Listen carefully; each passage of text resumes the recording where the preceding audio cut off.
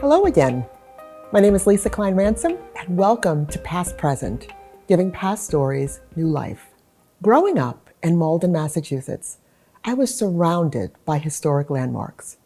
The Freedom Trail, Plymouth Rock, Paul Revere's house, Old North Church, and the Boston Tea Party. But I had no idea of the literary riches that also existed in my home state. When you live in a state, it's easy to sometimes take for granted the beauty, the attractions, and the history there. How many New Yorkers have never visited the Empire State Building? Has everyone in Arizona visited the Grand Canyon? Has Disney World been a destination for every kid at heart in the state of Florida? Probably not. We most likely think, we'll get there one day. It's not going anywhere. When I began writing picture book biographies, I found myself telling the stories of fascinating subjects, whom I found even more interesting when they lived in my home state. Cyclist Major Marshall Taylor from Worcester, marathoner Bobby Gibb from Winchester, Louise Stokes, the first Black female Olympian from my hometown of Malden. And then I discovered the story of two very different men who lived just 10 miles from my childhood home.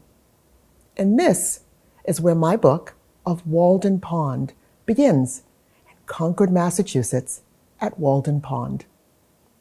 Concord, Mass. Was home to many literary greats like poet Ralph Waldo Emerson, Louisa May Alcott, writer of Little Women, and the House of Seven Gables author Nathaniel Hawthorne.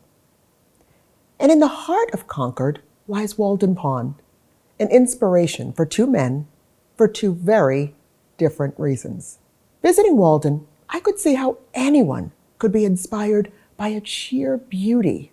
Surrounded by oak and pine trees, the pond stretches nearly 2 miles wide and covers 61 acres of land.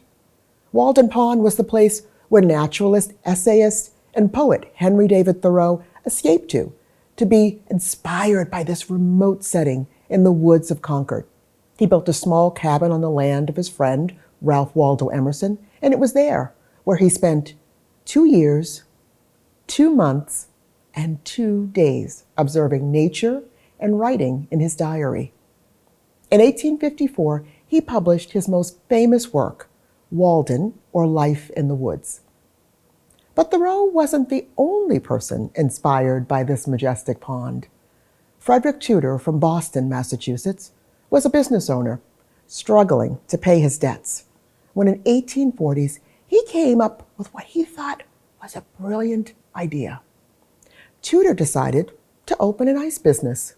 Now, starting an ice business was not such a new idea, but starting an ice business that would ship blocks of ice all the way across the Atlantic Ocean to sell in Calcutta, India, most definitely was. And what better place to harvest ice than in the woods of Concord and Walden Pond, Tudor thought. You're probably asking what everyone else did at the time. How could you possibly keep ice frozen to ship all the way to India without it melting? Even the Boston Gazette called it a slippery speculation. No one believed it could be done, but Frederic had nothing to lose. He was used to being doubted and laughed at by his neighbors. He even wrote in his own ice diary, "Let those who laugh win." In other words, this was one time Frederic planned to have the last laugh. But first, he needed his harvest. He showed up early one morning in the winter of 1846 with horses and sleds, awls and cleavers, and 100 men to begin cutting blocks of ice from Walden Pond. While Tudor and his men began harvesting, Thoreau watched and listened and wrote from his tiny cabin, closely studying the men whose loud hammering and sawing disturbed his silence as they worked to unroof the house of fishes, Thoreau wrote in his journal. For 16 days the men worked, cutting 180 tons of ice.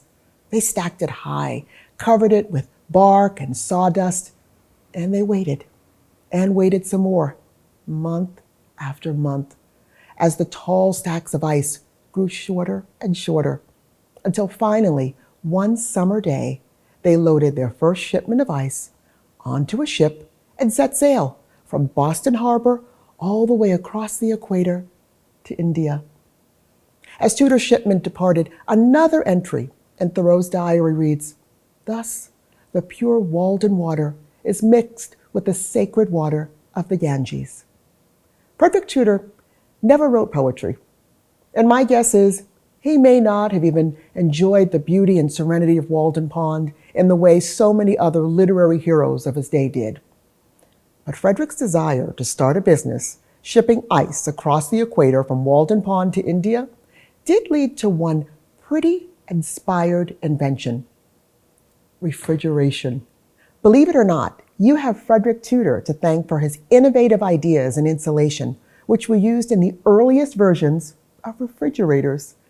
So the next time you fill your glass with ice cubes, think of Frederic Tudor, Henry David Thoreau, and the pond that inspired them both. And by the way, if you get a chance, take the time to go visit some of your home state's historic sites. You may just be surprised by the stories you find there.